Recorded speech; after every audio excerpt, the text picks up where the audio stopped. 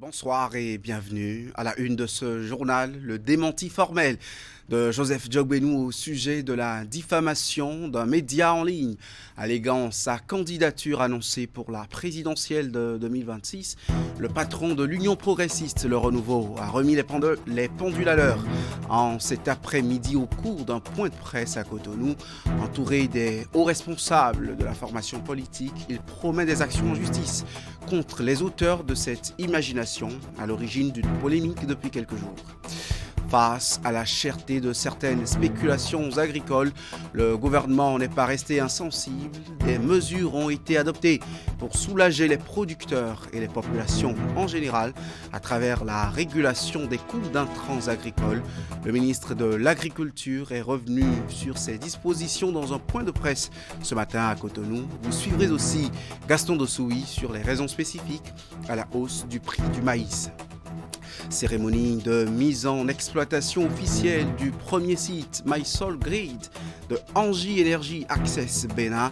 Cette mini-centrale solaire réalisée sur fonds propres est implantée à Zobodoma dans le Zou. Elle va fournir de l'électricité à 1000 personnes dans la localité, une solution en énergie durable, propre et à moindre coût. Suite à une publication intensément relayée sur les réseaux sociaux d'une supposée déclaration sur sa candidature aux élections présidentielles prochaines, Joseph Djogbenou condamne la diffamation. Le président de l'Union progressiste, le Renouveau, réfute ce propos imaginaire, martelant sa candidature en 2026 au poste de président, même sous le crépitement des armes qui lui est faussement attribué. Au cours d'un point de presse cet après-midi à Cotonou et accompagné d'une forte délégation des dignitaires de sa formation politique, Maître Djogbenou a précisé que les auteurs et co-auteurs vont faire objet d'une poursuite judiciaire. Il a appelé à la sérénité membres et militants UP Le Renouveau, seule instance devront désigner et faire connaître son duo de candidats à la prochaine présidentielle. Suivons un extrait de ses propos. Malheureusement, les événements de ces derniers jours, faits de montages grotesques et de calomnies, m'obligent, par devoir, par fidélité à la vérité, par responsabilité, de rompre le silence. Le présent point de presse a pour objet d'apporter les clarifications nécessaires à nos concitoyens qui, épris de paix et de justice, ont besoin de vérité. Depuis quelques jours, en effet, des propos relevant de l'imagination de leurs auteurs, mensongers, diffamatoires, sont largement diffusés, donnant lieu à des commentaires tendancieux, imputés à ma personne et au parti. Ces propos méritent d'être démentis avec énergie. Dans une parution électronique d'un quotidien prétendu, publié et amplifié sur les réseaux sociaux, il m'est imputé des propos tendant à insinuer que, je cite, « je serai candidat même sous le crépitement des armes ». Fin de citation.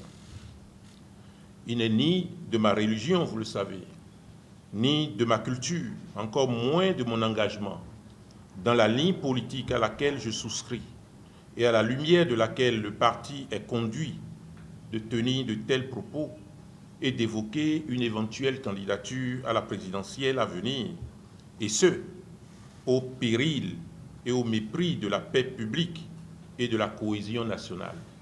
Je salue l'élan considérable et appréciable de solidarité des militants et des sympathisants du parti et appelle chacun et chacune à la sérénité et à la tranquillité. Et voilà pour ce qui est de la déclaration de Maître Djogbenou cet après-midi à Cotonou. Les acteurs de la décentralisation, eux, et leurs partenaires ont discuté hier des défis de leur sous-secteur. C'était à l'occasion de la première session du groupe technique décentralisation, déconcentration et aménagement du territoire au titre de l'année 2024. Les travaux se sont ouverts en présence du ministre de tutelle et de la chef de file des partenaires techniques et financiers. La session s'est tenue au ministère de la décentralisation et de la gouvernance locale à Cotonou. Les détails. Je déclare officiellement ouvert ce jour, mardi 16 avril 2024, la première session du groupe technique décentralisation et déconcentration et aménagement du territoire. C'est sur ces mots que les travaux de la première session du groupe technique décentralisation, déconcentration et aménagement du territoire au titre de l'année 2024 sont lancés. Ces personnes averties du secteur de la décentralisation ici réunies ont pour tâche de mener des discussions autour de plusieurs sujets relatifs à leur secteur. Entre autres sujets, la disponibilité des rapports d'audit du FADEC 2021-2022 et l'analyse des performances des communes, le point des transferts des ressources du FADEC en 2023, ainsi que les dotations non affectées. Ce cadre de concertation se tient dans un contexte principalement marqué par l'adoption en Conseil des ministres en sa session du 9 janvier 2024 de la politique nationale de décentralisation et de déconcentration PONADEC, dont la mise en œuvre nécessite l'élaboration d'une stratégie indépendamment du plan stratégique du ministère. À cet effet, la contribution et la disponibilité de chacun de vous sont vivement souhaitées. C'est un exercice de redevabilité entre acteurs du secteur pour un dialogue politique fécond et constructif sur les défis actuels. Les partenaires qui soutiennent la décentralisation et que je représente ici en tant que chef de file se réjouissent des échanges qui auront lieu autour de ces défis. Le point des reports de crédit du FADEC, les défis liés à la passation des marchés publics dans les communes et les points des communes disposant de leur PDC 4e génération ont aussi meublé les discussions. Il importe que tous les participants fassent des contributions de sorte à ressortir de cette salle avec des propositions immédiatement opérationnelles. C'est sur quoi je n'ai d'ailleurs aucun doute au regard du profil technique des participants à la séance. Tout en réitérant ma profonde gratitude à nos partenaires techniques et financiers pour leur appui incommensurable qu'ils ne cessent d'apporter au gouvernement béninois, je voudrais solliciter une fois encore leur accompagnement sous diverses formes dans l'opérationnalisation de la nouvelle PONADEC. Les travaux de cette première session du groupe technique décentralisation, déconcentration et aménagement du territoire au titre de l'année 2024 vont permettre d'apporter des éclairages sur les différents sujets majeurs qui ont été au cœur des discussions à la suite des signatures de lettres de mémoire de la revue sectorielle conjointe 2021-2022. Eh bien, à quelques jours de l'organisation de la session d'avril 2024 de l'examen du certificat de qualification au métier, les acteurs se mettent en ordre de bataille. La Chambre des métiers de l'artisanat et les directions départementales en charge de la formation professionnelle ont signé un protocole d'accord, 2 accords qui permettent aux directions d'avoir des ressources conséquentes pour l'organisation de cet examen. La cérémonie de signature a eu lieu lundi au siège de la Chambre des métiers de l'artisanat, à Cotonou. Clément Achale. Cette signature consacre l'envoi en mission des directeurs départementaux en charge des enseignements techniques et de la formation professionnelle dans le cadre de l'organisation des examens de certificats de qualification au métier. Les protocoles d'accord signés ici entre la Chambre des métiers de l'artisanat et les dites directions départementales représentent en effet l'outil de gestion qui favorise l'acquisition des matières d'œuvre, mais aussi d'autres dépenses relatives à cet examen. Ce protocole d'accord fera objet de mise à disposition des ressources pour la bonne organisation de l'examen du 5e session avril 2024 et permettra à assurer les différentes dépenses prévues et le fonctionnement des différents organes mis en place. Donc c'est un processus qui vise à améliorer quand même l'organisation de cet examen. Vous savez que nous avons rencontré beaucoup de difficultés. Cette fois-ci, nous en tirons les leçons et nous essayons de nous améliorer en matière surtout de communication. Nous avons largement innové sur les conditions d'inscription au CQM. Cette démarche de la Chambre des métiers de l'artisanat vise à améliorer l'organisation pratique du certificat de qualification au métier, session d'avril 2024. À cette cérémonie de signature de protocole d'accord, les autorités ministérielles, comme celle de la Chambre des métiers de l'artisanat, ont toutes prodigué des conseils quant à la bonne gestion de ces fonds qui seront alloués à chaque département. C'est pour donner un total de 186 912 000 francs que nous aurons assigné ce soir avec les directions départementales. Ce montant, ce n'est pas pour les directions. Ce montant est prévu pour l'acquisition des matières d'œuvre. Ça ne revient pas à un directeur d'empocher. Loin de cela, il faut véritablement une gestion efficiente. Il faut que véritablement que ça puisse être fait comme cela a été demandé. Nous sommes là seulement, les lettres, les chiffres vont passer. Madame la directrice, c'est nous, tout le monde, même les directeurs. Sinon, on dit CQM, on dit c'est moi, prends l'argent, le président avec ça. On n'a rien, on ne pourra rien là. Tout est classé. Ce que ces montants doivent faire déjà est connu. On ne veut plus entendre ici, avec tout ce que nous avons dit là, on dit tel endroit, on n'a pas eu temps, alors que les prévisions étaient faites. C'est pourquoi je reviens sur ça. Passé la signature de ces protocoles d'accord, les représentants de chaque département sont repartis avec l'engagement de réussir la prochaine session du certificat de qualification au métier. Et dans la suite de cette actualité, le Palais des Congrès de Cotonou accueille depuis hier la première session ordinaire de l'Assemblée consulaire de la Chambre des métiers de l'artisanat du Bénin. Cette activité statutaire qui réunit les différents élus consulaires du Bénin est l'occasion pour ces derniers de présenter, de procéder notamment à l'adoption de plusieurs documents cadres. Le point du lancement dans cet élément de Hugues Vigningbe. Après l'Assemblée consulaire du 3 octobre 2023, les élus consulaires de la Chambre des métiers de l'artisanat du Bénin sont en session ordinaire. Première de l'année, cette rencontre s'inscrit dans le cadre de la réalisation d'une ambition, celle d'améliorer le visage du monde artisanal béninois en faisant mieux que l'année précédente. Nous avons le devoir de ne pas nous contenter de faire un service minimum dans l'accomplissement de notre mission statutaire. Et cette année 2024 est la période idéale pour prouver à l'ensemble des acteurs du secteur artisanal que nous sommes en capacité d'être à la hauteur de nos engagements, de leurs attentes et donc de notre mission. Empêché, le ministre des Petites et Moyennes Entreprises et de la Promotion de l'Emploi s'est fait représenter à ces assises par son conseil technique à l'artisanat. Je viens juste vous transmettre le bonjour de monsieur le ministre Kérékou et vous souhaiter une très bonne concentration, beaucoup de patience et que les résultats attendus pour cette session soient atteints.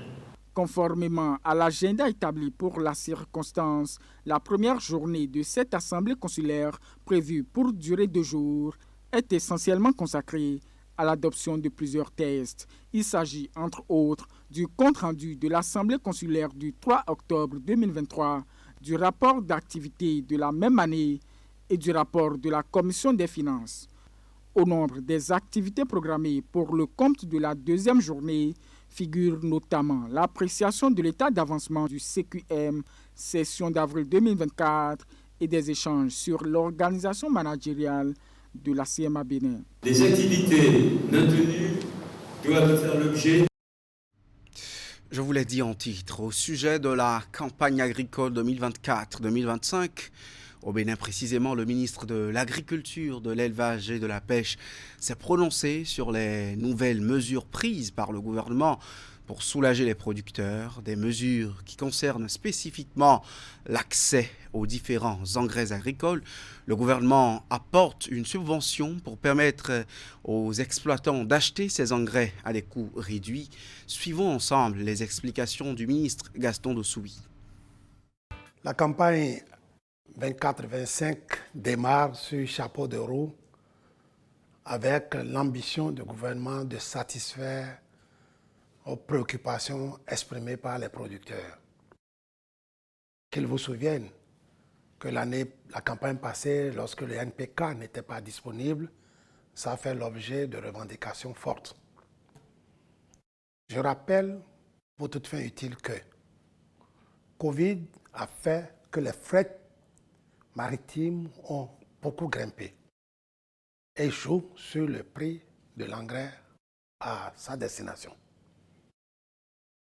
La guerre russo-ukrainienne fait que la disponibilité de ce produit-là, de l'engrais sur le marché, s'est amincie. Donc, le marché reste encore aujourd'hui, rien que pour ces deux raisons-là, tendu.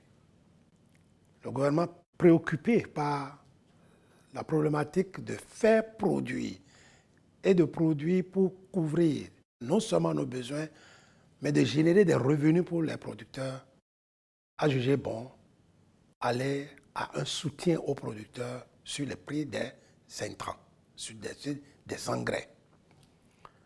Ce faisant, le NPK, toute formule, et je rappelle, je dis toute formule parce que la formule coton n'est pas la même que la formule maïs.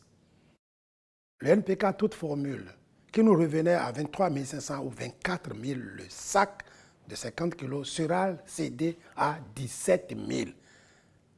Et ce, dans toutes nos communes du Bénin. L'urée nous est revenu à 19 500. Et aujourd'hui, le gouvernement a décidé de pouvoir le faire vendre à 15 000 le sac de 50 kg. Le KCL, son prix est maintenu à 14 000. Le SSP, 14 000. Tout ceci pour montrer que nous devons rendre les prix soutenables par les producteurs afin qu'ils puissent produire davantage. Quand vous parlez de riz, vous parlez de maïs, vous parlez d'ananas, vous parlez de palmier à huile, vous parlez de soja. Toutes ces spéculations ont besoin de certains types d'engrais. Il n'a pas manqué de se prononcer sur cette actualité, la cherté du coût du maïs sur le marché. Gaston Dossou y a donné les raisons de cette cherté. Le maïs, céréale de grande consommation au Bénin. Il y a encore 2 ans, 3 ans, le niveau de production nationale était de 1 100 000, 1 200 000 tonnes. Cette campagne, nous sommes montés à 1 800 000 tonnes, malgré les soubresauts que nous avons connus au cours de la campagne. Les besoins nationaux en consommation humaine et animale s'établissent autour de 1 million de tonnes. Donc, il y a un cap, il y a un surplus qui peut faire l'objet de beaucoup de transactions. Mais aujourd'hui, si ça coûte cher, il y a des raisons internes qui l'expliquent. La première raison, c'est qu'à la faveur des décisions prises d'interdire les importations de produits carnés à base de volaille, les éleveurs ou les élevages ont commencé par faire beaucoup de réserves stratégiques pour pouvoir alimenter les batteries de poulets. Les commerçants ayant senti cette situation favorable font de la spéculation. Ils captent beaucoup et ils stockent en attendant que les prix grimpent davantage. Les autres raisons exogènes, c'est que cette spéculation est montée aujourd'hui dans tout le Sahel et la consommation de maïs au niveau du Sahel est importante. Il faut prélever au niveau des pays côtiers. Et le corridor le plus sécurisé est celui du Bénin. Le Nigeria, avec sa production massive aussi de volailles, ne peut se passer du maïs béninois. Quand vous regardez toutes ces pressions de part et d'autre, il se pose aujourd'hui un problème sur l'offre et la demande. Et pour ça, nous avons essayé au cours de cette campagne de travailler à rendre disponibles des semences à rendement plus élevé, des semences hybrides. Là où les gens ont 1 tonne et demie à l'hectare, si vous mettez l'hybride, vous mettez les engrais qu'il faut, vous aurez au moins 4 tonnes, 5 tonnes. Nous pouvons, avec les mêmes superficies, doubler notre production si nous sommes conscients que le marché ici est demandeur et que le produit ne restera pas sous le bras des producteurs. Et voilà, pour ce qui est des explications de Gaston Dossoui. Parlons maintenant de la table ronde sur le projet Ma Santé, Mes Droits de plan international Bénin. L'activité a réuni à Boïcon des représentants de toutes les parties prenantes à ce projet. Toute une journée durant, ils ont échangé avec les responsables sur les avantages à connaître ce projet et davantage le vulgariser. L'activité s'est tenue sous les regards de Imet Hélène Amoussou. Un rassemblement d'acteurs à divers niveaux impliqués dans la mise en œuvre du projet Ma Santé, Mes Droits de plan international Bénin. Venus des différentes zones d'intervention ainsi que des structures partenaires, ils prennent ici part à une table ronde animée par l'équipe de coordination du projet. La rencontre a servi, entre autres de cadre, de partage du paquet d'activités prévues au profit du corps enseignant sans occulter les stratégies et le calendrier d'exécution des dites activités. Les 3 piliers fondamentaux qui constituent ce projet. L'un est lié à l'ESS, l'autre est lié aux services adaptés aux adolescents et le troisième est lié notamment à l'apprentissage sud-sud et à la mobilisation des acteurs. C'est pour ça que nous voulons nous féliciter d'avoir un des acteurs importants et principal du projet, sans lequel nous ne pouvons pas atteindre l'objectif 1 de ce projet, c'est-à-dire les structures gouvernementales et en particulier le ministère. La représentante résidente m'a chargé de dire au directeur de cabinet représentant le ministre des enseignements maternels primaires toute sa joie, parce que ce que vous avez rêvé ensemble, que vous avez planifié ensemble, est en train de voir le jour.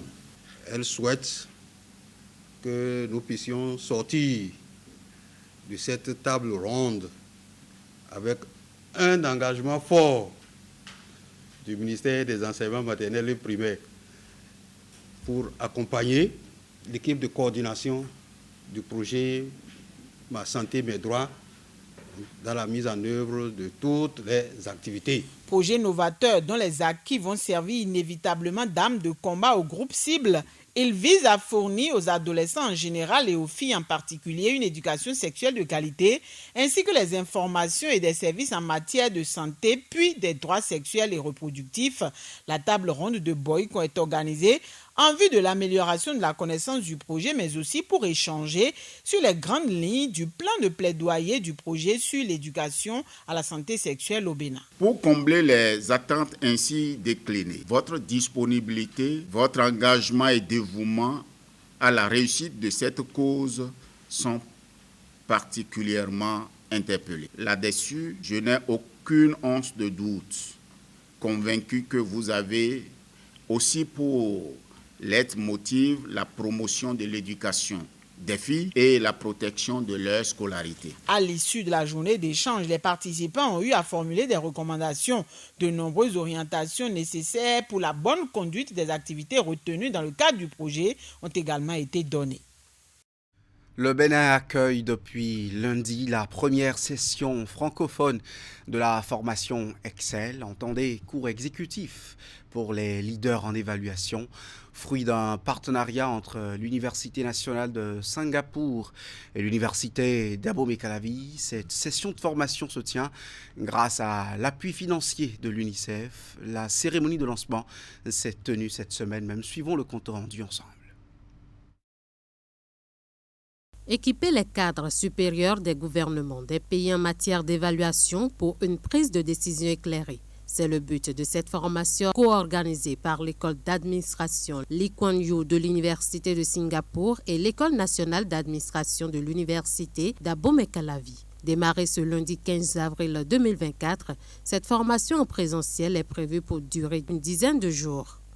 La formation qui démarre ce jour et qui réunit de hauts responsables gouvernementaux s'insère opportunément dans la dynamique d'une bonne action publique béninoise.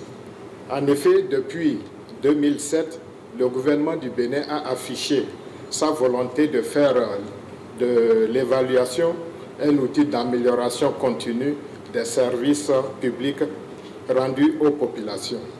Je voudrais vraiment les remercier. Remercier vous-même, Madame la représentante adjointe et toute votre équipe, ainsi que l'équipe de Madame Ahmed. L'honneur que vous nous faites sera mérité et nous nous battrons pour que cette formation ne quitte plus jamais le Bénin. Réunis à l'amphithéâtre Idriss Déby Itno à l'UAC, les participants à cette formation, dénommée cours exécutif pour les leaders en évaluation, vont élaborer des politiques et stratégies dont la mise en œuvre pourrait garantir de meilleurs résultats pour les enfants et les adolescents. Une formation qui bénéficie de l'appui financier de l'UNICEF. Il y a les objectifs d'accroître notre apprentissage, nos connaissances générales, nos connaissances techniques, mais il y a aussi de comprendre plus profondément les distinctions entre les approches, par exemple, d'évaluation, quelles sont leurs forces, leurs faiblesses, leurs complémentarités. Il y a aussi l'objectif d'accroître les capacités individuelles, institutionnelles et l'environnement social. La formation Excel donnera également l'occasion aux délégations nationales de mettre en place les connaissances acquises à travers l'élaboration d'un plan d'action. Je renouvelle ici le soutien de l'UNICEF aux interventions de la fonction évaluative mise en œuvre par les gouvernements et contribuant à la réalisation des droits des enfants, des adolescentes et adolescents. Au total, 10 pays sont représentés à cette 8e tournée de l'Executive Course of Evaluation Leaders Excel. Il s'agit du Bénin, de l'Algérie, du Burkina Faso, le Congo-Brazzaville, la RDC, la Côte d'Ivoire, le Tchad, le Cameroun, la Guinée-Bissau et de la République d'Haïti. On va finir avec cette autre information en titre. Le premier site MySol, grid de Engie Energy Access Bénin, a été mis en exploitation officielle cette semaine. L'infrastructure est implantée à Darouet, un village de l'arrondissement de Zoukou dans la commune de Zogbo-Domain. Là, nous sommes en plein cœur du Zou. Cette mini-centrale solaire réalisée sur fonds propres par la société est appelée à fournir de l'électricité à 1000 ménages. Elle est le fruit de l'engagement de Engie Energy Access Bénin à offrir aux populations des solutions d'énergie durables, propres et à moindre coût. Les précisions avec Imet Hélène Amoussou. Premier site MySol Grid de Engie Energy Access Bénin, la mini-centrale solaire de Dorouet est enfin fonctionnelle. L'infrastructure est réalisée sur fonds propres de la société. Elle est officiellement mise en exploitation au grand bonheur des populations bénéficiaires des autorités locales de l'arrondissement de Zoukou ainsi que celles de la commune de Zogbo-Domain. Depuis trop longtemps, nous avons vécu dans l'obscurité, privés de l'électricité, des opportunités qu'elle apporte. Mais aujourd'hui, grâce à l'engagement de Engie Energy Access Bénin, tout cela a changé. Je voudrais profiter de l'occasion pour, une fois encore, prendre l'engagement d'être derrière ma population en sensibilisant les liens pour que les clauses qu'il y a dans le contrat soient bien respectées. D'une capacité de 135,3 kW crête, ce mini-réseau va entre autres permettre à court terme de donner accès à l'électricité à plus de 1000 personnes dans le village. Je suis entièrement ravie de partager avec vous le chiffre 243 qui représente 243 abonnés déjà dans ce village enregistrés pour bénéficier de cette source d'énergie fiable. Ce mini-réseau solaire de Dorouet est le tout premier d'une longue liste à venir. Il permettra à court terme de donner accès à l'électricité à plus de 1000 personnes dans le village, de développer des usages productifs de l'électricité tels que l'implantation d'une unité de transformation de noix de palme, des moulins à maïs, des réfrigérateurs, des congélateurs, des postes de soudure, et bien d'autres commerces. Bien plus qu'une simple source d'électricité, cette mini-centrale est surtout un symbole d'espoir, de progrès et de possibilités infinies. Je suis également ravi de vous informer qu'ici la fin de cette année 2024, nous aurons achevé la construction de 20 mini-grids, soit mini-réseaux supplémentaires à travers le pays. Ces mini-réseaux cofinancés par le Millennium Challenge Account Bénin 2 fourniront ensemble une capacité installée de 1,2 MW, éclairant la vie de plus de 30 000 personnes dans 20 localités. En effet, l'accès à l'électricité, comme vous le savez, n'est plus un luxe. Il s'agit d'un droit fondamental, un levier puissant pour le développement socio-économique de nos communautés. C'est pour cette raison que le gouvernement ne cesse de consentir des efforts nécessaires en vue d'assurer à toute la population béninoise l'accès pour tous à une électricité de qualité, en quantité suffisante et à un prix juste. Pour rappel, NJ Energy Access Bénin est une société filiale de NJ Energy Access, elle-même filiale du groupe NJ. Elle est présente dans 9 pays africains et développe des solutions solaires hors réseau innovantes pour les foyers, les services publics et les entreprises. L'ambition des responsables est de rester la première entreprise d'énergie propre en desservant des millions de clients d'ici 2025.